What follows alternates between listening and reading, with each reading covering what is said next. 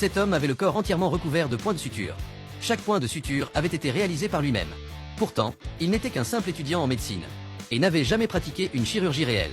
Dans son esprit, il imaginait des opérations chirurgicales complexes, répétant chaque étape dans sa tête. Un jour, un garçon percuté par un train fut amené à l'hôpital. Son bras gauche et sa jambe droite avaient été arrachés. Malheureusement, aucun chirurgien n'était disponible sur place. Jacques, l'étudiant, vérifia les signes vitaux du garçon. Après un examen rapide, il conçut un plan pour réattacher les membres. Mais Jacques n'avait pas de licence médicale, et l'hôpital refusa de lui confier l'opération. Sous la pression des parents désespérés, Jacques accepta à une condition. Il devait payer 5 millions de dollars pour le traitement. Les parents acceptèrent immédiatement. Sans salle d'opération libre, Jacques se rendit dans l'établissement d'un ami pour pratiquer la chirurgie. Terrifié par la vue du sang, l'ami de Jacques perdit presque connaissance, ce qui fit douter l'infirmière des capacités de Jacques. Jacques enleva alors sa chemise, révélant une vision glaçante. Chaque point de suture sur son corps était son propre travail.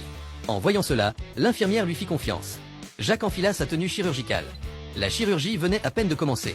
L'infirmière essuyait la sueur de son front, et l'ami de Jacques surveillait les signes vitaux du garçon. Les compétences de Jacques dépassaient largement ce que l'on pouvait attendre d'un interne. C'était difficile à croire qu'il s'agissait de sa toute première intervention. Rapidement, il repositionna et fixa tous les os. Mais une complication inattendue surgit.